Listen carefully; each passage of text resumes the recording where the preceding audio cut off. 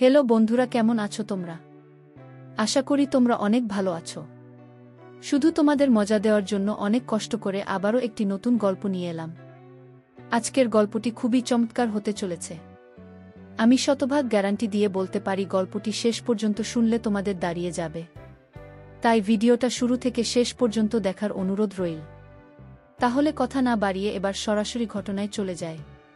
কাকিমা বৌদিকে খুঁজতে গুদাম ঘরে চলে এসেছে। আর তখন আমি বৌদির কাছে আছি। কাঠের ফাঁক দিয়ে দেখতে পেলাম কাকিমা এদিক ওদিক বৌদিকে খুঁজল। তারপর বড়দিকে না দেখে বেরিয়ে গেল। কাকিমার পায়ের আওয়াজ মিলিয়ে গেল। আর তখন বৌদি বলল, দেখেছ ঠাকুরপো, আর একটু হলে ধরা পড়ে গেছিলাম। ধরা পড়লে কি কেলেঙ্কারি হতো বুঝতে পারছ। সত্যি বলতে আমিও ভীষণ ভয় পেয়ে গিয়েছিলাম।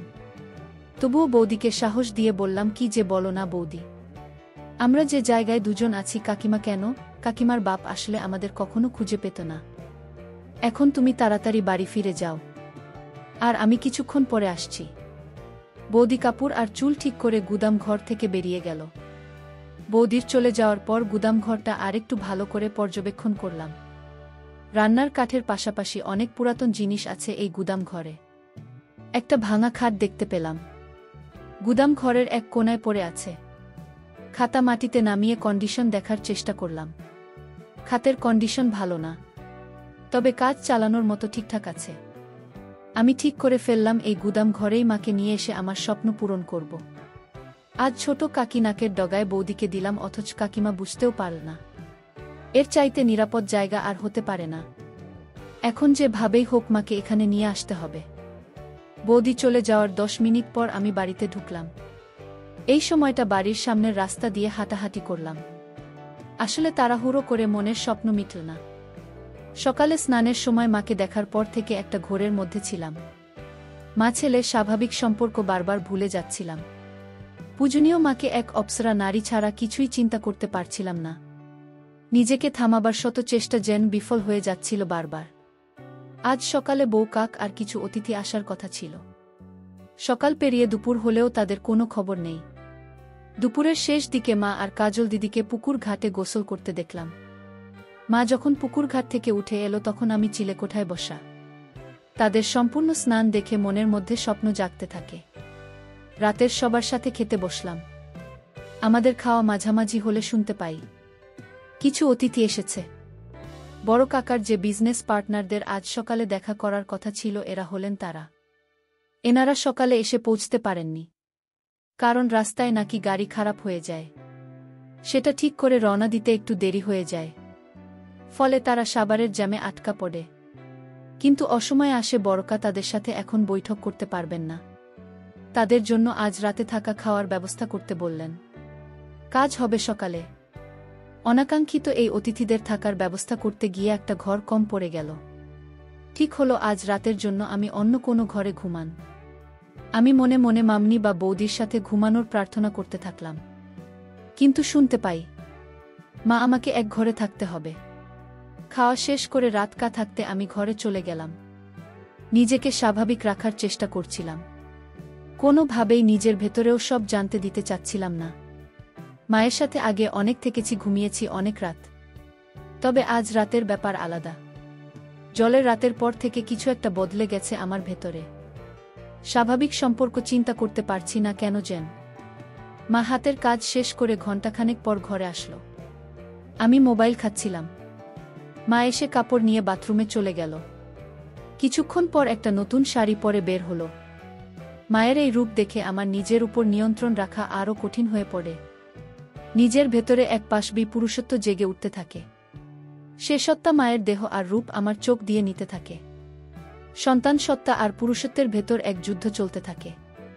আমার হাতে মোবাইল দেখে মা বলল, রাত জেগে আর মোবাইলে দেখিস না, ঘুমিয়ে পড়। নতুন শাড়িতে মাকে অসম্ভব সুন্দরী লাগছিল। কিন্তু এই সময়ে শাড়ি বদলানোর কারণ বুঝতে না পেরে মাকে প্রশ্ন করি, এ সময় শাড়ি বদলাতে গেলে যে? আর বলিস না, তোর বলো কাকি থালা বাসন ধুতে গিয়ে শাড়িতে তরকারি ফেলে দিল। ওই শাড়ি তো আর পরে থাকতে পারি না। এই শাড়িতে তোমাকে অনেক সুন্দর লাগছে মামা। তাই নাকি? এটা তো অনেক পুরাতন শাড়ি।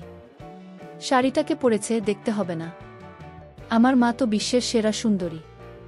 তোমাকে সব কাপড় এই সুন্দর লাগে। মা পাশে এসে বসল। আজ হঠাৎ মাকে এত সুন্দরী লাগছে কেন? কোনো মতলব আছে নাকি? মতলব আছে, এবং সেটা খুব ঘৃণিত। আমি পেটের কথা পেটে রেখে বললাম, কি মতো লোক থাকতে পারে তুমি বল? সে তা তুই ভালোই জানিস বাবু। দেখি আমাকে শুতে দে। সারাদিন হাড় ভাঙা খাটুনি গেছে। হ্যাঁ, সে তো হবেই। বাড়িতে যতজন লোকসভার জন্য রান্নার কাজ করতেই তো বেলা শেষ হয়ে যায়। চাকরির কি দরকার? নিজেরাই তো সব কাজ নিতে পারি। হ্যাঁ, তাই তো। বহু লোকে বিনে পয়সায় চাকরের মতো খাটাতে পারলে তো কাদের লাভ নেই। তুই কাকাদের উপর ক্ষেত্রেই কেন রে? খেললেন কোথায়? তোমার পার্টিতে বোমা। ও মা, আমার ছেলের সুমতি হলো দেখছি। এই তুই সত্যি করে মতো লোকটা বলতো। আহ মা, তুমি তখন থেকে কি মতো লোক শুরু করলে বলতো? বলা নেই কওয়া নেই, আমাকে সুন্দরী বলছিস, হুট করে আমার সেবা করতে যাচ্ছিস। ব্যাপারটা কি? ব্যাপার কিছু না। আমি জলে পড়লে তুমি সেবা করেছিলে, সেখানে তোমার কি মতো লোক ছিল বল শুনি? তোমার মতো লোক থাকবে কেন? তুই আমার ছেলে, তোর অসুখে সেবা করব না আমি?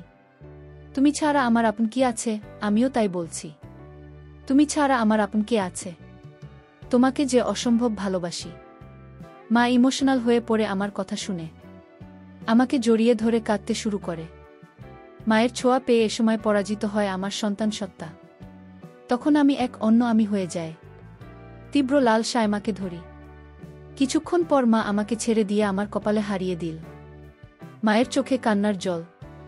আমি হাত দিয়ে মায়ের চোখের পানি মুছে দেয়। মাকে বলি, তোমার জন্য আমি আছি মা। তোমার কোনো ভয় নেই, কোনো দুঃখ নেই। তোমার সব চাওয়া পাওয়া আমি পূরণ করে দেব। মা হাসার চেষ্টা করে বলল, আমার ছেলে দেখে বড় হয়ে গেছে। মায়ের দুঃখ কষ্ট বুঝতে শিখেছে।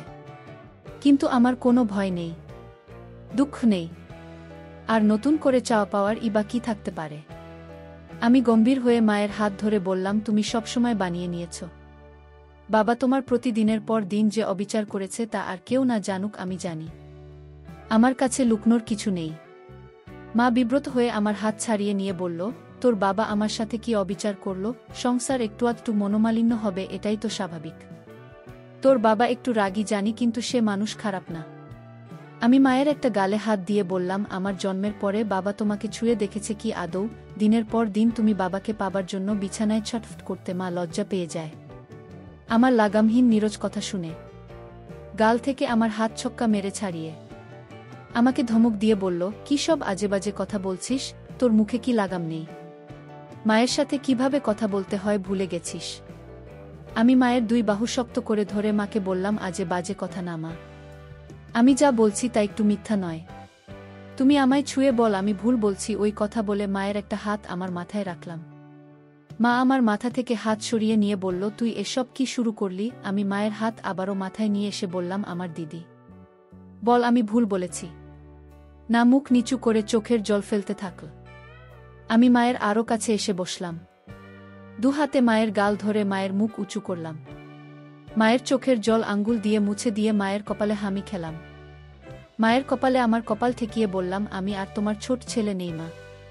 আমি তোমার দুঃখ দূর করার মতো যথেষ্ট বড় হয়েছি। আমি তোমাকে আর কখনো বাবার অভাব বুঝতে দেবেন না। কথা দিলাম তোমাকে। মা আমার দিকে বিস্ময়ে তাকিয়ে বলল, তুই কি বলতে যাচ্ছিস? তোর বাবা কিসের অভাব রেখেছে আর তুই বাবার কোনো অভাব পূরণ করবি? এই অভাব বলে আমি হামি দিতে থাকলাম। মা ঘটনা আকস্মিকতায় স্তব্ধ হয়ে যায়। যখন বুঝতে পারে আমি কি করছি তখন আমাকে দুহাতে ধাক্কা দিয়ে ঠেলে সরিয়ে দেয়। তুই এটা কি করলি? তুই কি জেনে বুঝে করছিস? তুই পাগল হয়ে গেছিস? মা তার চেহারা দুহাত দিয়ে ঢেকে কাঁদতে লাগল। একটু পরে মুখ তুলে আমার দিকে রক্তবর্ণ চোখ করে বলতে লাগল, দূর হও আমার চোখের সামনে থেকে। তোমার মতো কুলাঙ্গার জন্ম দেওয়ার আগে আমার মরণ হলো না কেন? যদি জানতাম তুই বড় হয়ে এই কাজ করবি তাহলে তোকে ছোটবেলাতেই মেরে ফেলতাম। মা কথা শেষ করার আগেই আমি মাকে আবার দিই, আমি তোমাকে ভালোবাসি মা, অনেক ভালোবাসি। তুমি দিনের পর দিন বাবার অভাব অনুভব করেছ। গভীর রাতে তুমি আমাকে ধরেছ, কিন্তু মা হয়ে ছেলের সাথে সম্পর্কে জড়াতে পারেনি। আমি ছোট ছিলাম বলে তুমি মেটাতে পারেনি ক্ষুধা।